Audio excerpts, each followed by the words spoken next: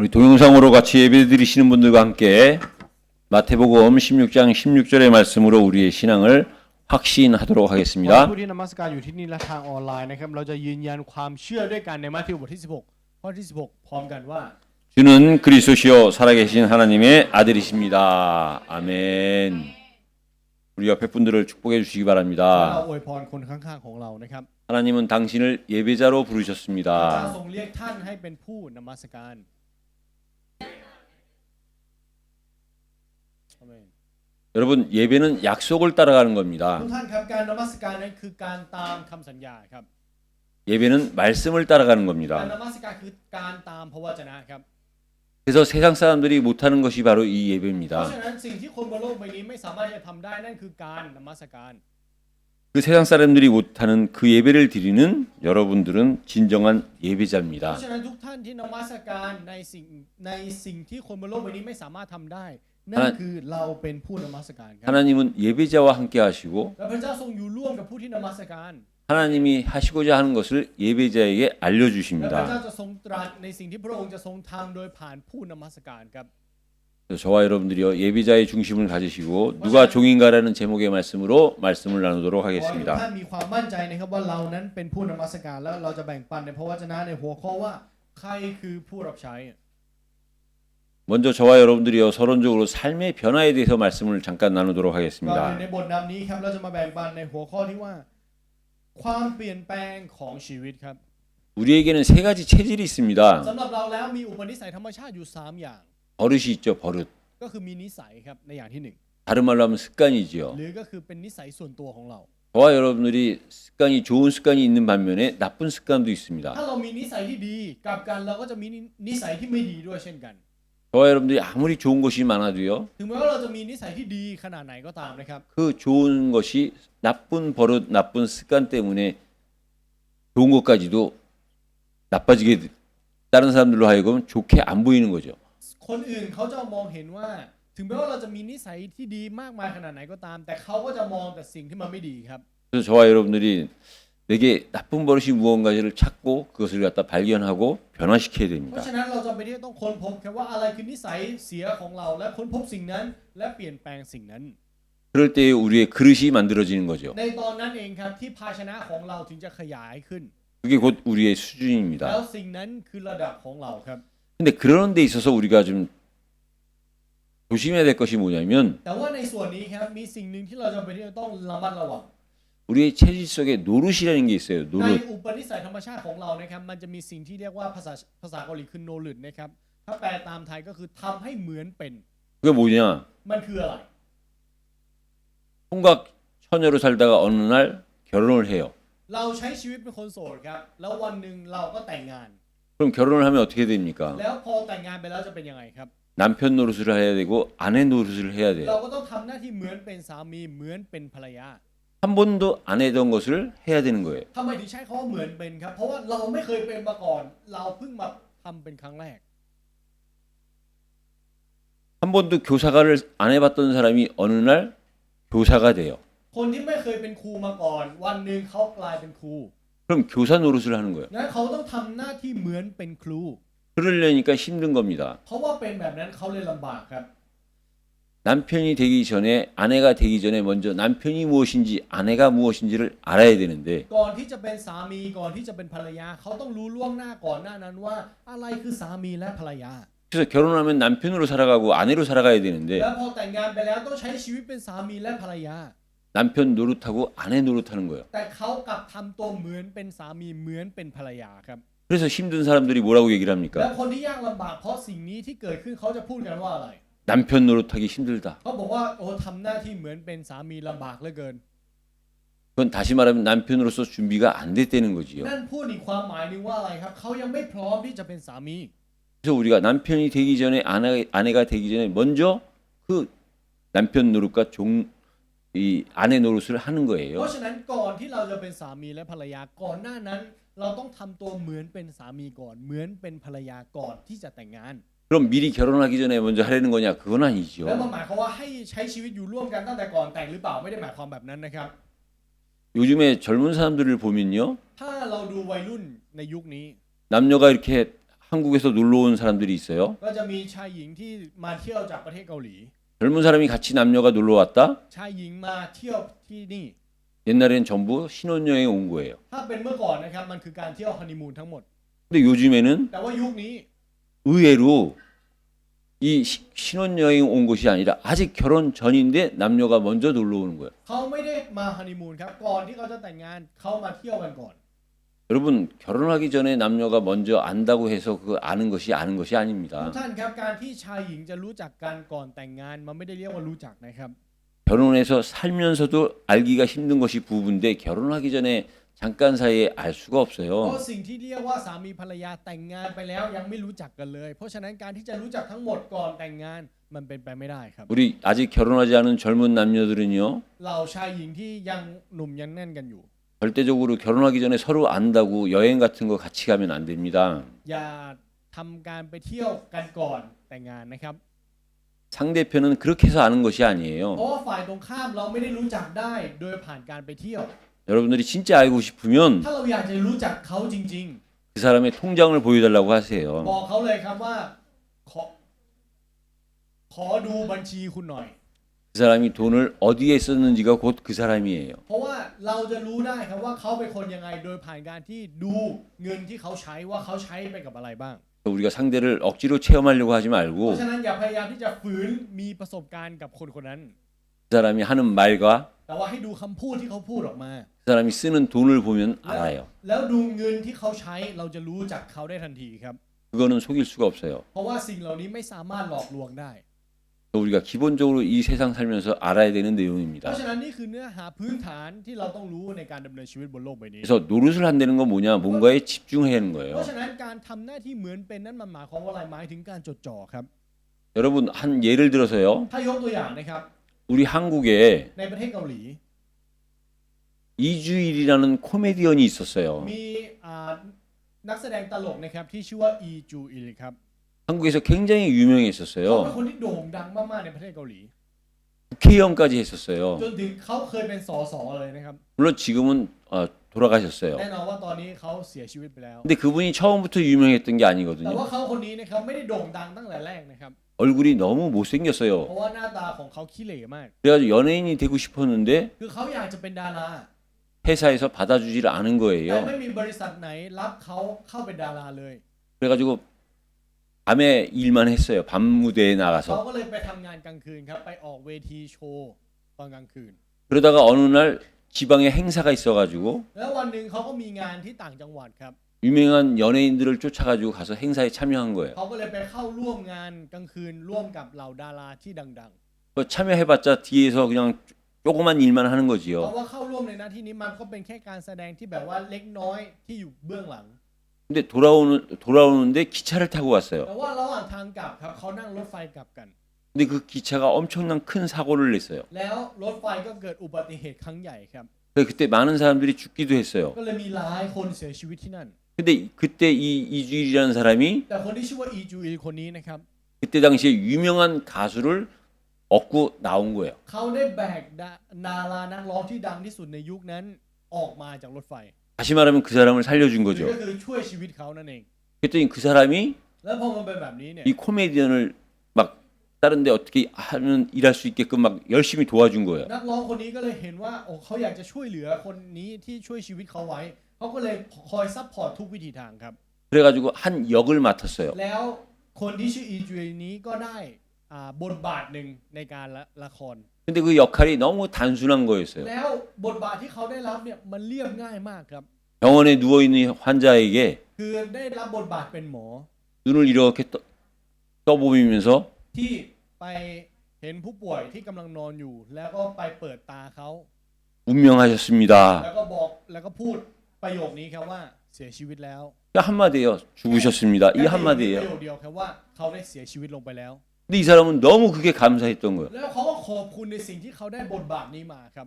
집에서 혼자 열심히 연습한 เขาก็ 거지요. เลยฝึกฝนที่บ้านของเขา 그래서 실제 그 당일날 แล้วในวันที่แสดงครับออกกอง 그 드라마에서 ในละครเรื่องนั้นนะครับ 그 역할을 하는데 เขาก็เลยแสดงออกมา 운명하셨습니다 하고 누워있는 환자의 눈을 잡아야 จ 되는데 ริงๆมันต้องจับที่ตาของคนป่วยใช่ไหมครับแล้วก็แล้วก็บอกว่าเขาได้เสียชีวิตลงไปแล้ว 자기 눈을 잡고 운명하셨습니다 แต่ 한 ว่า 거예요. เขาเปิดตาตัวเองครับแล้วก็บอกว่าเขาเสียชีวิตไปแล้ว 그 사람들이 너무 놀란 แล้ 거지요. วคนก็งงครับ 너무 웃긴 거지요. คือมันตลกถูกไหมครับ 근데 이 사람은 일부러 자기 눈을 갖고선 운명하셨습니다 한 게 แต่ 아니에요. สิ่งที่ตลกกว่านั้นคือเขาไม่ได้ตั้งใจจะเปิดตาตัวเองนะครับ 사람을 두고 연습할 수 없으니까 자기 눈을 가지고 연습했던 เพราะว่า 거예요. ไม่สามารถที่จะไม่มีใครที่จะมาเป็นคู่ซ้อมให้กับเขาก็เลยซ้อมโดยเปิดตาตัวเอง 근데 다른 사람들한테는 그게 굉장히 좋게 보였던 แล้ว 거예요. คนอื่นเขาก็มองเห็นว่าเขาเนี่ยดี 이거 하나로 이 사람이요 확 유명해졌어요. และเพราะฉากนี้ฉากเดียวครับเขากลายเป็นคนดังเลยครับ 그러면서 그 사람이 무슨 얘기를 했느냐? แล้วเขาได้พูดว่าอะไรทราบไหมครับ 나올 때마다 처음 나와서 하는 말이 뭐냐? ทุกคำพูดก่อนที่เขาจะออกมาแสดงบนเวทีเขาจะมีคำพูดติดปากของเขา 못생겨서 เขาบ 죄송합니다. อกว่าขอโทษครับที่หน้าตาไม่ดี 그래가지고 진짜 한국의 코미디계를 완전히 뒤집은 เขาเป็น 사람이에요. คนที่พลิกวงการตลกของเกาหลีเลยครับ 그 사람은 연극인이 되기 위해서 연극 노릇을 집중한 เพื่อ 거예요. ที่เขาจะเป็นนักแสดงเขาเลยทำตัวเป็นนักแสดงและจดจ่อในสิ่งนั้นก่อนที่เขาจะเป็นนักแสดงจริง 그래서 남긴 그 유명한 말이 ๆ 운명하셨습니다 เพราะฉะนั้น 이거예요. สิ่งที่เขาลงเรือไว้จนถึงตอนนี้ก็คือได้เสียชีวิตไปแล้วแล้วก็เปิดตาตัวเอง 그래서 저와 여러분들이요 이 체질을 바꿔야 되는 것이 중요하다는 เพราะฉะนั้น 겁니다. กำลังจะบ่งบอกว่าอะไรครับการเปลี่ยนอุปนิสัยธรรมชาติของเรานั้นสำคัญมาก 근데 이 체질을 어떻게 바꾸느냐? แล้วอุปนิสัยนี้เราจะเปลี่ยนได้ยังไง 세 가지 먼저 해야 될 것이 มี 있어요. 3 สิ่งที่เราจำเป็นที่จะต้องทำก่อนครับ 그것이 뭐냐면요. นั่นคืออะไร 당연히 해야 될 것을 하는 겁니다. คือทำในสิ่งที่ต้องทำครับ 저와 여러분들이 지금 문제가 있다면 ถ้าตอนนี้เรามีปัญหา 당연히 해야 될 것을 안 했기 때문에 온 มันเป็น 문제예요. ปัญหาที่เกิดขึ้นเพราะเราไม่ทำในสิ่งที่ต้องทำครับ 그래서 여러분들이 เพราะฉะนั้นทุกท่าน 내가 과연 내 상황에서 내 지금 현재 입장에서 당연한 것이 무엇이고 그것을 내가 하고 있나 안 하고 있나를 체크하셔야 ข 돼요. อให้เราตรวจสอบครับว่าสภาพการสถานการณ์ที่เราอยู่ณตอนนี้ เรากำลังทำในสิ่งที่เราต้องทำอยู่หรือไม่ 그러면 내가 지금 주어진 환경이요 인정이 ถ้า 됩니다. เป็นแบบนั้นแล้วเราจะยอมรับในสภาพการที่เกิดขึ้นอยู่ตอนนี้ครับ 그때서부터 우리가요 올바른 선택을 할 수 있는 แล้ว 거예요. ตั้งแต่ตอนนั้นเองเราถึงจะมีสามารถที่จะทำการเลือกที่ถูกต้องได้ 그러면서 우리의 체질이 และอุปนิสัยของเรานั้น 변화되는 겁니다. ถึงจะถูกเปลี่ยนครับ 그래서 우리는 그러기 위해서 또 세 가지 자세가 필요해요. และเพื่อสิ่งนี้เราจึงต้องมี3ท่าที 우린 누구나요 생김새가 있어요. 얼굴에 ไม่ 생김새가. ว่าจะเป็นใครก็แล้วแต่นะครับก็จะมีรูปร่างหน้าตาที่อยู่ในใบหน้าของเรา 중요한 것은 뭐냐? แต่ที่สำคัญในหน้าที่นี้คืออะไร 얼굴이 잘생기고 이쁜 게 중요한 게 ไม่ได้ 아니에요. กำลังจะพูดถึงความหล่อและความสวยของใบหน้านะครับ 자기 얼굴을 자기가 책임지는 거예요. แต่กำลังจะบ่งบอกว่าเราต้องรับผิดชอบหน้าตาของเรา 누가 자기 얼굴을 책임져 줄 수 있습니까? ใครจะรับผิดชอบหน้าตาของเราได้ครับ 모든 사람이 자기 자신도 자기 얼굴을 챙기기가 힘든데 누구 얼굴을 책임져 줄 수 있냐 คน 이거죠. ทุกคนบนโลกใบนี้แค่ควบคุมใบหน้าของตัวเองยังยากเลย แล้วใครจะมาดูแลรับผิดชอบของหน้าเราครับ 그래서 자신의 얼굴은요 자신이 책임지는 거예요. หน้าของตัวเอง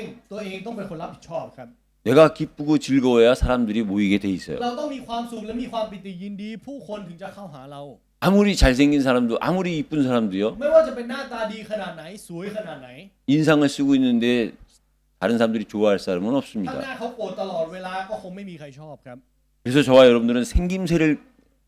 책임져야 돼요. เพราะฉะนั้นเราจำเป็นที่ต้องรับผิดชอบสีหน้าของเรา 그다음에 우리는 또한 차림새가 있어야 และอีกอ 돼요. ย่างหนึ่งครับมีการแต่งตัวของเราครับ 우리가 좋은 옷을 입느냐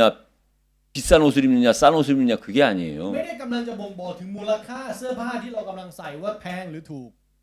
명품은 뭐가 ทุก 명품입니까? ท่านครับรู้ไหมครับว่าอะไรคือแบรนด์เนม 명품 같은 사람이 입으면 다 คน 명품이에요. ที่เป็นเหมือนแบรนด์เนมเขาใส่อะไรก็ดูเป็นแบรนด์เนมไปหมดครับ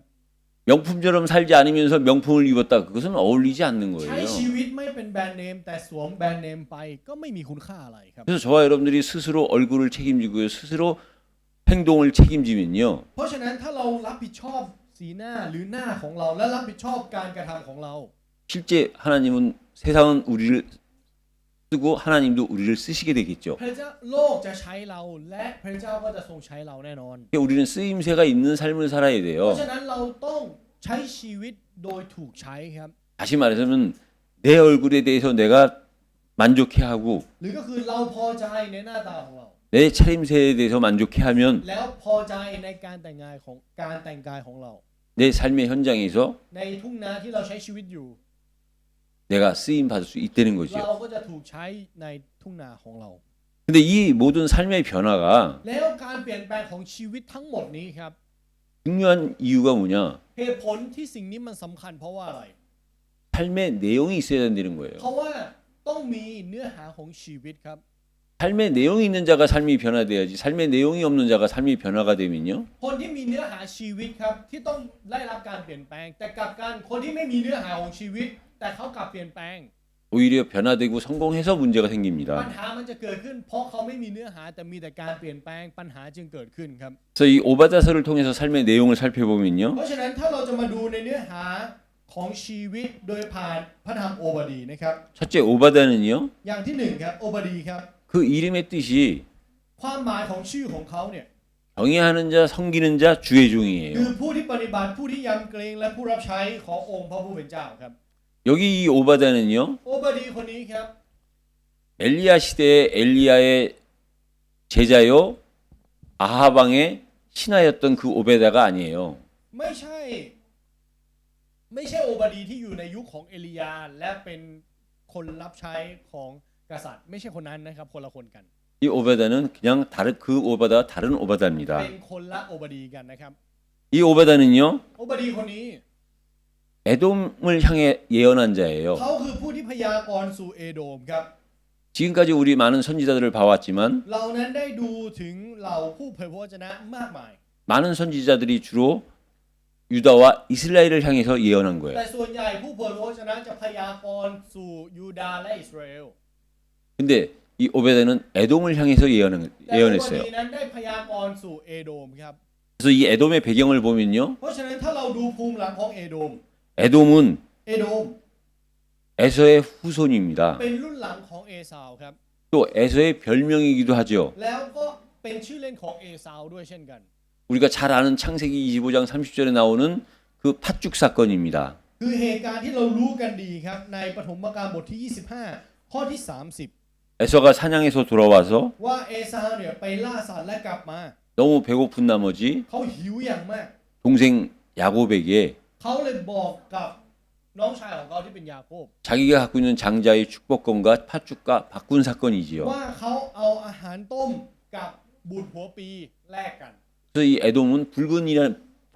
붓다라는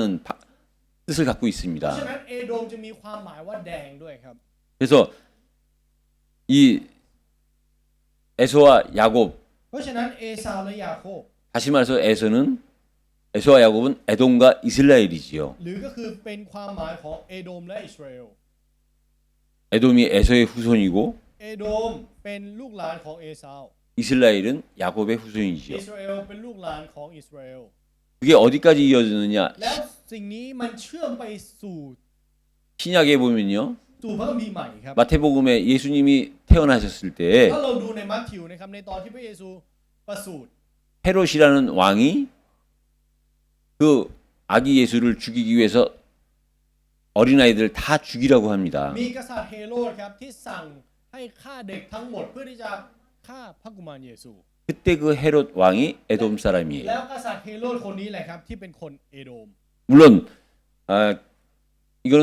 에돔이라는 건 히브리어고요. เอโดมเป็นภาษาฮิบรูนะครับ 그리스어 헬라어로는 이두메입니다. ภาษากรีกก็คืออิดูเม 근데 그 그 헤롯 대왕은 이두메 사람이에요. แล้วกษัตริย์เฮโรดคนนี้คือคนอิดูเมครับ 그래서 그 아기 예수를 갖다가 죽이기 위해서 그때 당시 태어난 아이들을 전부 죽이라고 명령한 แล้ว 자입니다. เพื่อที่จะฆ่าพระเยซูคริสต์เขาเลยเป็นคนสั่งประหารเด็กทั้งหมดในยุคนั้น 이 오베다가 예언했던 그 에돔이 지은 죄가 뭐냐? 두 번째로 에돔의 죄입니다. งั้นในข้อที่ 2ครับบาปของเอโดมที่ได้ทำลงไปที่โอบาดีนั้นได้พยากรณ์คืออะไรครับ 에돔의 죄는요. บาปของเอโดมนั้น 크게 두 가지인데 ถ้าดูเป็นก้อนใหญ่ๆคือ2ก้อนนี้ครับ 교만과 반간이에요. คือความหยิ่งยโสและการเพิกเฉย 그걸 다른 말로 하면은요. ถ้าพูดเป็นคำอื่นนะครับ 우리가 짓는 죄 중에 보면 저지르는 죄가 있어요. บาปที่เราทำเนี่ยจะมีบาปที่เราได้กระทำลงไป 눈에 보이는 거죠. คือสิ่งที่ตามองเห็น 도둑질을 했다, อย่างเช่นขโมย 강도짓을 했다, ไปปล้น 사람을 죽였다, ฆ่าคน 다 증거로 나타나는 거지요. มันจะหลงเหลือหลักฐานเอาไว้ 근데 그 죄 중에 แต่ว่าในบรรดาบาปเหล่านั้นครับ 가장 큰 죄는 역시 교만입니다. บาปที่ใหญ่ที่สุดก็คือบาปของการหยิ่งยโส 사단이 교만해서 하나님을 앞에 죄를 저지른 거예요. เพราะว่าซาตานได้หยิ่งยโสจึงได้กระทำบาปต่อหน้าพระเจ้า 근데 그 교만 못지않게 중요한 죄가 뭐냐? แต่ว่าอีกบาปหนึ่งครับที่สำคัญพอๆกับความหยิ่งยโส 그 눈에 보이는 저지르는 죄 말고요. 눈에 안 보이는 죄가 있어요. มีบาปที่ตามองไม่เห็นครับ 그걸 우리가 방간죄라고 얘기를 แล้วเรา 합니다. เรียกสิ่งนี้ว่าเป็นบาปของการเพิกเฉย 예를 들어서요. ให้ยกตัวอย่างครับ 우리가 다른 사람 어린아이들이 싸우고 있는데 สมมติว่าเด็กๆกำลังทะเลาะกันอยู่ 그럼 우리가 어른이 돼서 그 아이들을 말려야 แล้ว 되잖아요. เราเป็นผู้ใหญ่เราก็ต้องห้ามถูกไหมครับ 근데 그걸 보고 지나치면서 แต่กลับมองแล้วก็เดินผ่านไป 거기서 벗어나 버리는 거예요. แล้วก็ออกจากพื้นที่นั้นไปครับ 그걸 우리는 방간죄라고 얘기하는 เราเรีย 거죠. กสิ่งนี้ว่าบาปของการเพิกเฉย 이 에돔이 และเอโดมครับ 형제 국가인 이스라엘과 유다가 힘들 때 ในตอนที่อิสราเอลและยูดาห์ที่เป็นประเทศพี่น้องเนี่ยอยู่ท่ามกลางความยากลำบาก 그들을 도와줘야 되는데 เขาต้องช่วยเหลือถูกไหมครับ 그들을 돕지 않고 방관한 แต่ 거예요. เขากลับไม่ช่วยเหลือและมากไปกว่านั้นเขาเพิกเฉยครับ 이 방관이 심해지니까 어떻게 되느냐? และพอการเพิกเฉยนี้มันแรงขึ้นมันกลายเป็นยังไงทราบไหมครับ 나중엔 오히려 다른 나라와 함께 유다와 이스라엘을 힘들게 하는 거예요. ภายหลังเขาจับมือกับประเทศอื่น เพื่อให้อิสราเอลและยูดาห์ยากลำบาก 그래서 결국은 이 교만과 방관이 합해지면 뭐가 되느냐? เพราะฉะนั้นท้ายที่สุดแล้วเมื่อความหยิ่งยโสและการเพิกเฉยรวมกันจะกลายเป็นอะไร 한마디로 얘기하면 비겁한 삶을 살게 되는 มันจะ 거죠. กลายเป็นชีวิตที่น่าเวทนาครับ 강한 자와는 함께 하기를 원하고 พอเจอผู้ที่แข็งแกร่งมีอำนาจก็อยากจะไปอยู่ร่วมกับเขา 연약한 자와는 같이 하기를 원하지 않는 พ 거예요. อเจอผู้ที่อ่อนแอก็ไม่อยากที่จะอยู่ร่วมกับเขา 그 에돔이 지은 죄가 นั่น 그겁니다. คือบาปที่เอโดมได้ทำลงไปครับ 근데 이 교만을 하게끔 죄를 짓게 하는 데 있어서 통로가 되는 것이 있어요. แต่ว่ามีสิ่งหนึ่งครับที่เป็นช่องทางให้ความหยิ่งยโสเนี่ยเข้ามา 에돔이 교만하게끔 통로가 됐던 죄가 뭐냐? แล้วอะไรคือช่องทางที่ทำให้เอโดมนั้นหยิ่งยโส 첫째 에돔이라는 나라가요. อย่างแรกครับประเทศที่ชื่อว่าเอโดมนี้ 지형적으로 보면 오늘 성경에서도 말씀하고 있지만 ในข้อพระคัมภีร์ในวันนี้ที่เราอ่านไปก็มีอยู่นะครับในด้านของภูมิประเทศของเขาเนี่ย 높은 곳에 위치해 있고요. เขาอยู่ที่สูงมากครับ 그 에돔으로 들어가는 진입구, 들어오는 입구가 굉장히 좁아요. แล้วทางที่จะเข้าสู่เอโดมเนี่ยแคบมากครับ 그 문 입구는 바위로 되어 있어요. แล้วประตูทางเข้าถูกสร้างด้วยหิน 그러니까 아주 지형적으로 이 안정된 지형적으로 요새인 거죠. เพราะฉะนั้นภูมิประเทศของเขาจึงเป็นป้อมปราการเป็นเหมือนเป็นป้อมปราการโดยธรรมชาติที่อยู่ในพื้นที่ที่ดีมาก 그러니까 외부로부터 공격을 받는데 그들을 물리치기가 너무 쉬운 เพ 거예요. ราะฉะนั้นถึงแม้ว่าประเทศอื่นจะโจมตีเข้ามาเขาก็สามารถขับไล่ได้อย่างง่าย 그리고 이 에돔 지역에는 자원이 많고 무역이 활발했어요. ๆ และพื้นที่เอโดมครับมีการค้าขายที่มั่งคั่งอย่างมากครับ 결국은 돈이 많다는 ห 거죠. รือก็คือเงินเยอะ 그다음에 그 주변 국가들과의 관계가 좋고 주변에 강대국들이 있어서 친구가 동맹 관계에 있었어요. และความสัมพันธ์ของเขากับประเทศเพื่อนบ้านหรือประเทศที่อยู่รอบข้างเขาเนี่ยเป็นพันธมิตรที่เป็นเหมือนดั่งเพื่อนครับ 그리고 그들은 스스로를 지혜에 있다 그랬어요. แล้วพวกเขาก็กล่าวว่าตนนั้นมีสติปัญญา 여러분 지혜는 다른 사람이 있다고 인정해 줘야지 스스로 있다고 하는 건 사실 참 지혜는 ทุกท่าน 아닙니다. ครับการที่มีสติปัญญาเนี่ยคนอื่นต้องชมนะครับไม่ใช่ชมตัวเองว่าตัวเองมีสติปัญญา 다시 말해서 그들이 갖고 있는 장점 이 네 가지를 합치면 힘이 있는 거죠. นั่นหมายความว่าถ้าเราเอาเอกลักษณ์หรือจุดเด่นของเขา4อย่างนี้มารวมกันนั่นหมายความว่าเขามีอำนาจ 문제는 แต่ปัญหามันอยู่ตรงนี้ครับ 힘이 있다고 할 때 ในตอนที่เขาบอกว่าเขามีอำนาจ 그때가 바로 교만할 때 되는 거예요. นั่นแหละครับคือช่วงที่จะหยิ่งยโส 힘이 있는 그때 ในตอนนั้นที่มีอำนาจ 남들이 없는 걸 갖고 있으면 แล้วเราถือครองในสิ่งที่คนอื่นเขาไม่มี 더 크게 감사해야 되고 더 큰 은혜 속에 있어야 เรา 되는데 ต้องขอบคุณมากขึ้นและอยู่ในพระคุณมากขึ้น 우리는요 문제는 교만해진다는 แต่ 거예요. ปัญหาคือเราหยิ่งยโสครับ 에돔이 그런 상태인 거예요. เอโดมอยู่ในสภาพแบบนั้น 저 결국은 오바다가 에돔을 향해서 예언한 거지만 แล้วท้ายที่สุดแล้วโอบาดีนั้นพยากรณ์สู่เอโดม 이 예언은 에돔만을 향해서 한 예언이 아니라는 แต่ 거예요. การพยากรณ์นี้ไม่ได้พยากรณ์เพียงแค่กับเอโดมเท่านั้นครับ 그래서 여러분 교만의 상태를 보면은요 เพราะฉะนั้นถ้าเราดูในสภาพที่หยิ่งยโสนะครับ 교만의 상태는 한마디로 어떤 ส 상태냐? ภาพที่หญิงยโสนั้นเป็นสภาพแบบไหน 죽어가는 เป็น 상태예요. สภาพที่กำลังตายอยู่ครับ 죽어가는 상태는 어떤 ส 상태냐? ภาพที่กำลังตายอยู่นั้นมันหมายความว่าอะไร 딱딱해지는 หมาย 상태예요. ความว่าเป็นสภาพที่แข็งกระด้างครับ 여러분이 지금 스스로 피부를 ทุก 만져보세요. ท่านครับทุกท่านลองจับแขนของท่านดู 부드럽지요? นิ่มไหมครับ 살아있다는 มัน 증거입니다. เป็นหลักฐานที่บ่งบอกว่าเรามีชีวิตอยู่ 여러분들이 죽었다는 증거는 ห 뭐냐? ลักฐานที่บอกว่าเราตายคืออะไรทราบไหมครับ 여러분들이 지금 만지는 연약한 피부가요 딱딱해져요. ผิวที่เราจับแล้วมันนิ่ม มันจะค่อยๆแข็งไปเรื่อยๆครับ 교만이 뭐냐? ความหญิงยโสคืออะไร 내 몸이 딱딱해지는 คือการ 겁니다. ที่ร่างกายของเราแข็งกระด้างมากขึ้น 근데 문제는 그 교만한 사실을 모른다는 แต่ 거예요. ปัญหามันอยู่ตรงนี้ครับว่าไม่รู้ตัวว่าตัวเองหญิงยโส 그래서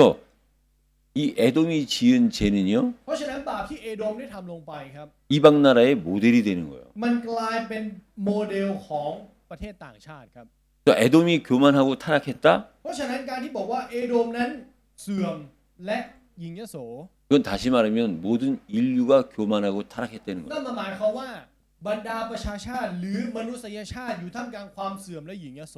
에돔처럼 힘이 생긴다? มีอำนาจเหมือนเอโดม 부유해지고 지도자가 되면 교만해진다는 거예요. มั่งคั่งและพอเป็นผู้นำปุ๊บเขาจะหญิงยโสครับ 그러니까 결국은 เพราะว่ามันเป็นแบบนั้นท้ายที่สุดแล้ว 몰락할 수밖에 없다는 거예요. ก็จะพินาศแน่นอน 그래서 오늘 에돔의 몰락을 오늘 본문 3절 4절에서는 뭐라고 얘기하느냐? เพราะฉะนั้นในข้อพระคัมภีร์ในวันนี้ครับในข้อที่3และข้อที่4ที่เราอ่านไปความพินาศของเอโดมนะครับ 에돔이 교만한 상태는 한마디로 얘기하면 한 문장으로 얘기하면 어떤 상태냐? ถ้าเราพูดเป็นประโยคเดียวมันคือสภาพแบบไหน 누가 감히 나를 ถ้าตามพระคัมภีร์นะครับจะพูดว่าผู้ใดจะทำให้เราลงมา 세상 말로 하면 높은 데 있으니까 전부 다 밑에 사람 눈으로 보이는 ห 거죠. รือถ้าพูดไปของโลกก็คือใครบังอาจ หรือก็คือเขาอยู่สูง ใครจะบังอาจเอาเขาลง 어떤 상태가 교만한 ส 상태냐? ภาพแบบไหนครับที่เป็นสภาพที่หญิงยโส 누가 감히 나한테라고 하면 이미 그건 교만한 ถ้าเรา 상태입니다. พูดว่าใครบังอาจแก่เรานั่นแหละครับหญิงยโสแล้ว 그건 그 상태는요 이미 멸망한 상태고 죽을 상태예요. สภาพนั้นคือสภาพที่จะพินาศแล้วก็ตายอยู่ 에돔이 누가 감히 나를 건드릴 수 있느냐 했을 ใน 때 ตอนที่เอโดมพูดครับว่าผู้ใดจะทำให้เราลงมา 내가 너를 거기서 พระเจ้าก็ตอบกลับไปครับว่าเราจะฉุดเจ้าลงจากที่นั่น 여호와의 말씀이니라. พระยาเวห์ตรัสดังนี้แหละ 여러분 누구든지요 ทุกท่านครับไม่ว่าใครก็ตามนะครับ 누구든지 누가 감히 나를 이라는 그 교만을 하게 되면요 ไม่ว่าใครก็ตามที่ได้อยู่ท่ามกลางความหยิ่งยโสที่พูดว่าผู้ใดจะทำให้เราลงมา 하나님이 말씀하시는 พ 거예요. ระเจ้าจะตรัสตอบกลับไปเสมอครับ 내가 거기서 너를 เราจะฉุดเจ้าลงมาจากที่นั่น 똑같이 응답하시는 거예요. พระเจ้าจะตอบอย่างแน่นอน 내가라고 했을 때 하나님은 너가 ในตอนที่เราบอกว่าผู้ใดพระเจ้าก็จะตอบว่าเรา 감히 내가 이렇게 힘이 있는데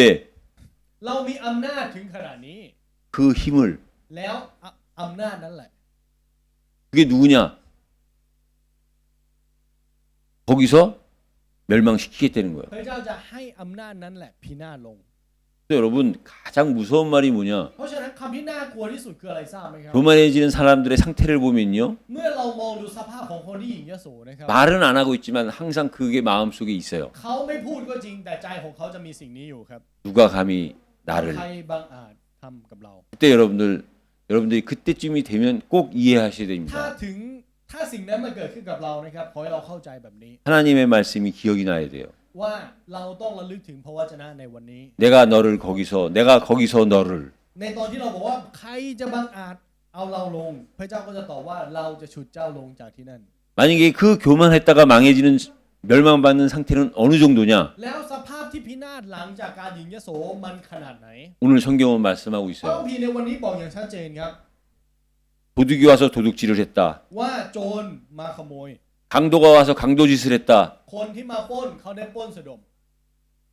포도원에 와서 포도를 따먹었다. เขามาที่สวนองุ่นแล้วก็ได้เด็ดองุ่นนั้นมากิน 다 가져가지는 않는다 เขา 이거예요. จะไม่เอาไปทั้งหมดครับถึงแม้ว่าเขาจะมาขโมย 그래도 남겨놓고 간다 ยัง 이거예요. จะมีสิ่งที่เหลืออยู่ไว้ 그러나 그 교만한 자는 แต่ว่าผู้ที่หญิงยโส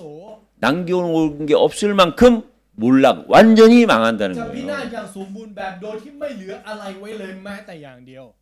그래서요. เพราะฉะนั้นทุกท่านครับ 에돔을 향해서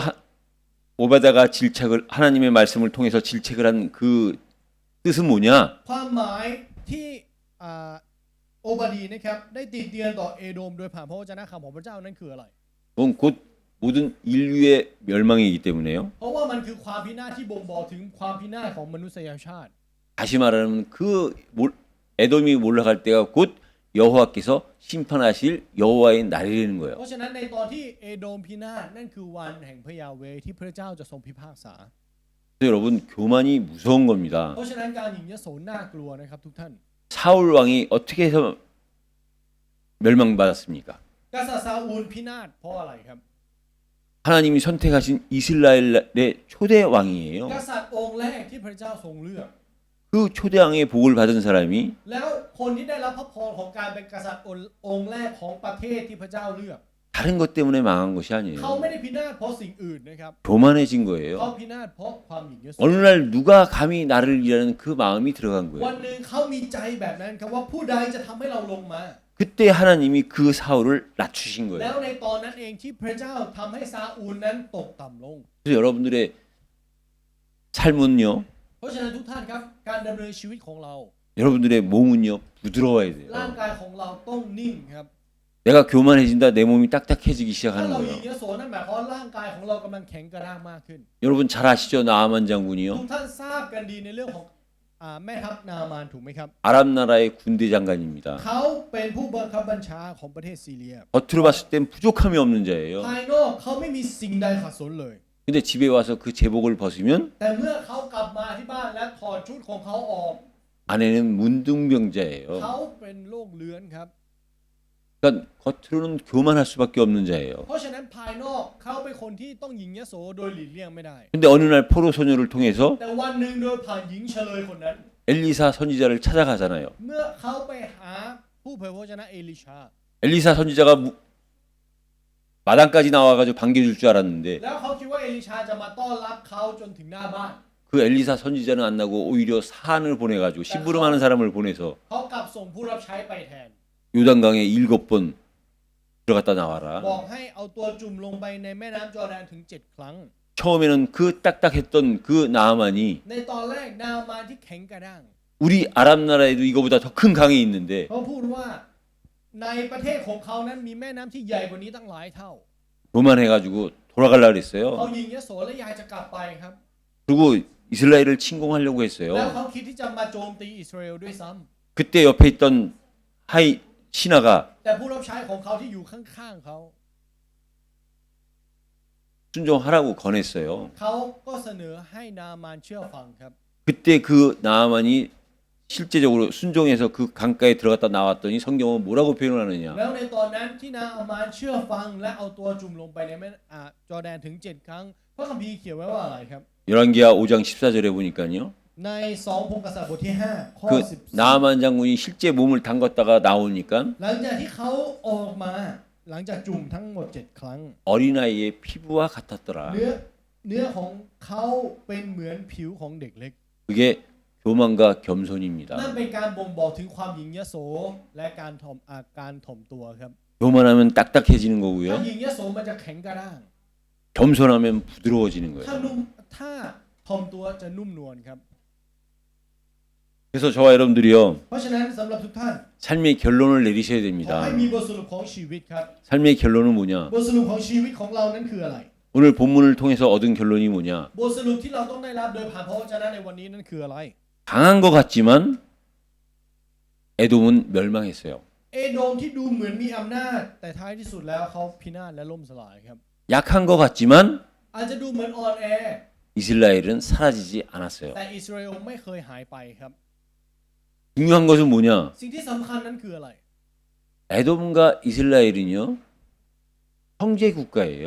ประเทศเอโดมและอิสราเอลนั้นเป็นประเทศพี่น้อง 근데 그들이 사이가 안 좋았던 แต่ 거예요. ความสัมพันธ์ของพวกเขาแย่ 사실은 형제인데 จริงๆแล้วเขาเป็นพี่น้องกัน 사실은 똑같은 아브라함의 후손이요 아담의 후손인데 ความเป็นจริงแล้วเขาเป็นพงศ์พันธุ์ของอับราฮัมและเป็นพงศ์พันธุ์ของอาดัม 근데 오늘 모두 에돔을 향해서 향한 하나님의 말씀인 것 같지만 사실은 저와 여러분들의 향한 ความเป็น 말씀이잖아요. จริงแล้วมันดูเหมือนว่าเป็นพระวจนะที่กล่าวแก่เอโดมแต่จริงๆมันคือพระวจนะที่พระเจ้าตรัสแก่เราในวันนี้ 우리가 조금만 힘이 있으면 교만이 ถ้าเรา 들어가잖아요. มีกำลังสักนิดนึงเราก็จะหยิ่งยโส 우리가 서로 미워하고 싸우는 옆에 사람이 사실은 따지고 보면 가족이요, 같은 민족이요, 같은 아담의 แล้วคน 후손이잖아요. ที่เราเกลียดคนที่เราทะเลาะคนที่เราสู้ด้วยท้ายที่สุดแล้วจริงๆ ถ้าเราลองนับดูเขาก็เป็นพี่น้องกับเรา 여러분들과 지금 사이가 안 좋은 사람이 있다. ถ้าเรามีคนที่มีความรู้สึกที่ไม่ค่อยดีอยู่ 지금 문제가 가운데 있는 사람이 있다. ตอนนี้มีคนที่เรากำลังมีปัญหาด้วยอยู่ 사실은 따지고 보면 ถ้ามองดูจริง 가족이요, 이웃이요, 같은 민족이요, 같은 후손인데요. ๆ เขาเป็นครอบครัวเราเป็นพี่น้องสายตระกูลเดียวกัน และชนชาติเดียวกัน 결국은 사실은 보면 และท้ายที่สุด 사단한테 속은 건데요. เราแค่โดนซาตานหลอก 우리가 그것을 우리의 삶의 결론으로 보셔야 ขอ 됩니다. ให้เรามองสิ่งนี้เป็นบทสรุปของชีวิตเราจริงๆครับ 그래서 저와 여러분들에게는요, เพราะฉะนั้นสำหรับเราแล้วครับทุกท่าน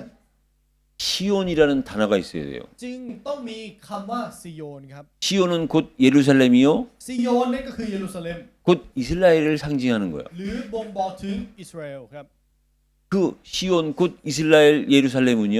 และซิโยนหรือก็คือเยรูซาเล็มและอิสราเอลนี้นะครับ 예수님이 오신 땅이고 คือแผ่นดินที่พระเยซูคริสต์ทรงมา 예수님이 오실 땅이에요. และเป็นแผ่นดินที่พระคริสต์จะทรงเสด็จกลับมา 그 장소가 중요한 게 아니라 มันไม่ได้สำคัญในด้านของสถานที่นะครับ 그 그리스도가 오시는 되는 것이 중요한 거죠. แต่มันสำคัญที่ว่าพระคริสต์จะทรงเสด็จกลับมา 그래서 저와 여러분들에게는 เพราะฉะนั้นสำหรับเราแล้วครับทุกท่าน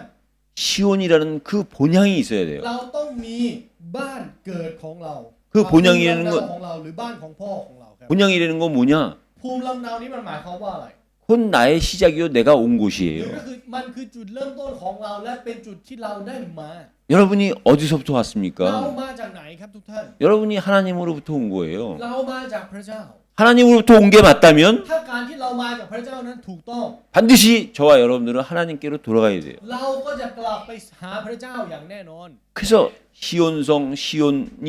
예루살렘, 이스라엘이 우리에게요 본향이 돼야 되는 เพราะ 거예요. ฉะนั้นซีโยนนี้ต้องเป็นภูมิลำเนาของเราครับ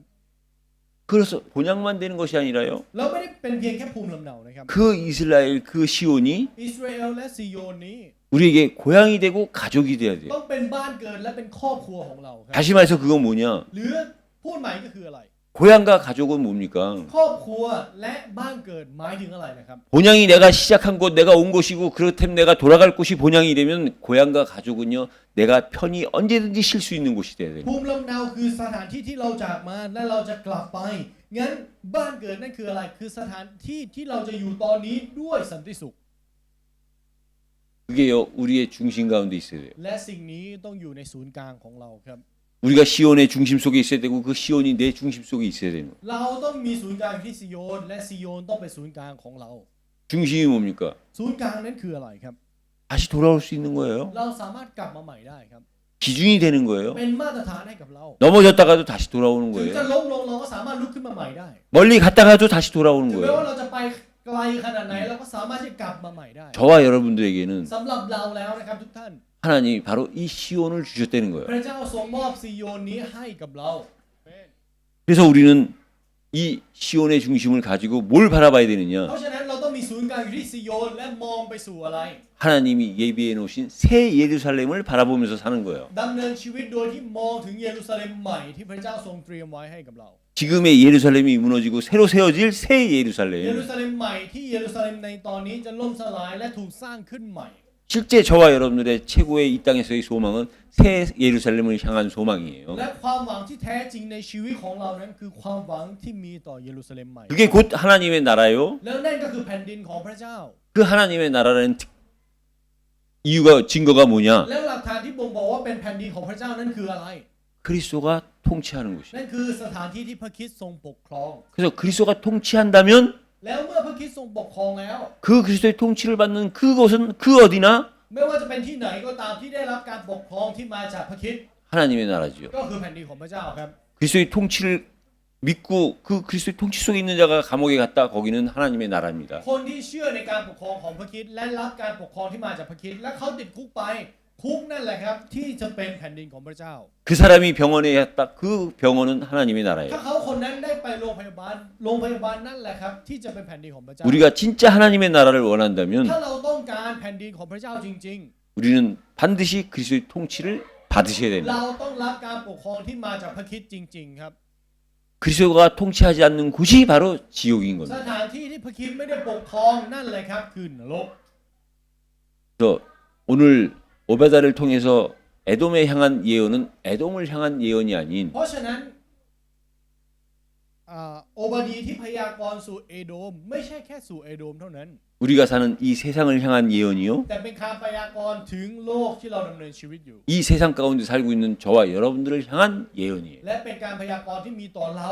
ที่จะกอบกู้โลกใบนี้ 비록 한 장밖에 안 되는 한 권의 ถึง 책이지만 แม้ว่าจะเป็นเล่มเล็กๆ ที่มีเพียงแค่หนึ่งบท 이 한 장밖에 안 되는 이 한 권의 책 속에요. แต่ว่าในหนึ่งบทหนึ่งเล่มนี้ 우리의 삶에 대한 우리의 인생에 대한 우리의 미래에 대한 모든 것들이 들어가 있는 เป็น 말씀입니다. พระวจนะที่มีทั้งชีวิตของเราอนาคตของเราและชีวิตที่อยู่ในอนาคตของเรา 그래서 저와 여러분들에게 삶의 변화는 삶의 내용과 삶의 결론을 가진 자한테 필요한 것이 삶의 변화예요. เพราะฉะนั้นขอให้เราตระหนักจริงๆครับว่า การเปลี่ยนแปลงของชีวิตจำเป็นต่อคนที่มีเนื้อหาและบทสรุปของชีวิต 더 정확하게 얘기하면 삶의 내용과 삶의 결론을 가지고 이제 우리는 삶의 변화를 찾고 따라가야 되는 거예요. หรือถ้าพูดได้ชัดเจนครับ เราที่ถือครองเนื้อหาและบทสรุปของชีวิตแล้ว เราจึงไปสู่การเปลี่ยนแปลงของชีวิต 그래서 때를 따라 주시는 말씀이요. เพราะฉะนั้นพระวจนะที่พระเจ้าทรงให้ตามวาระของพระองค์ 반드시 저와 여러분들에게 필요한 말씀이기 때문에 하나님은 우리에게 주시는 พระ 겁니다. เจ้าทรงมอบให้เพราะเป็นพระวจนะที่จำเป็นต่อเรา 주시는 거기 때문에 당연히 우리는 받아야 되는 เพราะ 거예요. พระองค์ทรงให้แล้วเราต้องรับครับ 받아서 끝나는 것이 아니라 ถ้ารับแล้วไม่ใช่รับแล้วจบ 그 받은 것이 반드시 성취되는 걸 확인하셔야 แต่ขอให้เรายืนยันจริงๆครับว่าพระวจนะที่เรารับมานั้นสำเร็จจริง 하나님은 또 다음 주에 주실 것을 기쁜 마음으로 준비해 갖고 계시는 ๆ 거예요. พระเจ้าทรงเตรียมด้วยความยินดีที่จะให้พระวจนะใหม่กับเราในสัปดาห์หน้า 그래서 주의 말씀을 들은 자와 주의 말씀을 듣지 못한 자가 분명히 달라야 돼요. เพราะฉะนั้นผู้ที่ได้ฟังพระวจนะขององค์พระผู้เป็นเจ้ากับผู้ที่ไม่ได้ฟังต้องแตกต่างครับ 누가 종입니까? ใครคือผู้รับใช้ครับ 하나님 보시기에 누가 진정한 ใน 종입니까? มุมมองของพระเจ้าใครคือผู้รับใช้ที่แท้จริงครับ 하나님이 주시는 메시지를 가지고 ถือครองเมสเซจที่พระเจ้ามอบให้ 메신저로서 แล้วทำหน้าที่เป็น messenger 우리한테 맡겨진 사람한테 แล้วไปเป่าประกาศแก่ผู้ที่พระเจ้าทรงเตรียมไว้ให้กับ 들은 메시지를 전하는 자가 ถ่ายทอดให้กับเขา 하나님 보시기에 진정한 종이죠. นั่นคือผู้รับใช้ที่แท้จริงในสายพระเนตรของพระเจ้าครับ 하나님은 그 주의 종에게 แล้วแก่ผู้รับใช้เหล่านั้นของพระเจ้า 하나님의 비밀을 맡기시는 พระ 거예요. เจ้าจะทรงมอบฝากความล้ำลึกของพระองค์ไว้กับพวกเขา 그래서 오베다가 그 시대의 주의 เพราะ 종이었다면 ฉะนั้นถ้าโอบาดีคือผู้รับใช้ในยุคนั้น 오늘 이 시대에는 ในยุคนี้แหละครับ 그 말씀을 나의 말씀으로 듣고 ผู้ที่ฟังพระวจนะนี้เป็นพระวจนะของฉัน 거기서 내가 해야 될 사명을 발견하는 แล้วค้นพบหน้าที่ในพระวจนะ 이 시대의 주의 종들이 각자 여러분들이 나라는 사실을 믿으셔야 เพ 돼요. ราะเราเชื่อจริงๆครับว่ายุคสมัยนี้เราแต่ละคนส่วนตัวนั่นเองที่เป็นผู้รับใช้ขององค์พระผู้เป็นเจ้า 그때 그 힘들이 모여져서 แล้วเมื่อกำลังเหล่านั้นรวมตัวกัน 더 큰 주의 종의 사명의 일을 감당하기 위해서 เพื่อที่จะรับผิดชอบในการงานของผู้รับใช้ขององค์พระผู้เป็นเจ้า 우리는 774 237로 가는 เรา 겁니다. จึงมุ่งไปสู่774-237ครับ 그래서 우리가 새 예루살렘을 소망하듯이 เพราะฉะนั้นเหมือนกับที่เรามีความหวังในเยรูซาเล็มใหม่ 우리가 좀 더 큰 사명을 감당하기 위해서 เพื่อที่เราจะรับผิดชอบหน้าที่ที่ใหญ่กว่า 새로운 예배당을 소망하고 เราจึงมีความหวังในพระวิหารหลังใหม่ 더 큰 복음을 전파하기 위해서 เพื่อที่เราจะเป่าประกาศข่าวประเสริฐให้มากยิ่งขึ้น 하나님이 우리에게 맡기신 기독교 장례식장을 우리가 소망으로 나아가는 거예요. เราจึงมีความหวังในงานศพแบบคริสเตียนและมุ่งหน้าต่อไป 저와 여러분들 모두 오늘 말씀에 힘입어서 ขอให้เราได้รับกำลังโดยผ่านพระวจนะในวันนี้ 774 237의 기약에 쓰임받는 주의 종들이 되시기를 예수 그리스도 이름으로 และขอ 축복합니다. อวยพรในพระนามพระเยซูคริสต์นะครับที่เราจะเป็นผู้รับใช้ขององค์พระผู้เป็นเจ้า 하나님 감사합니다. ขอบคุณพระเจ้า 우리를 주의 종으로 불러주시니 ขอบ 감사합니다. คุณพระองค์ที่ทรงเรียกเราให้เป็นผู้รับใช้ของพระองค์ 하나님이 우리에게 맡기신 삶의 내용과 결론을 가지고 ขอให้เราถือครองเนื้อหาและบทสรุปของชีวิต 변화되는 우리의 삶 속에 회종의 사명을 감당할 수 있도록 인도하여 และ 주옵소서. เข้าไปสู่การเปลี่ยนแปลงของชีวิตเพื่อที่จะรับผิดชอบหน้าที่ของผู้รับใช้ขององค์พระผู้เป็นเจ้า 예수 그리스도 이름으로 อ 기도드립니다. ธิษฐานในพระนามพระเยซูคริสต์ 아멘.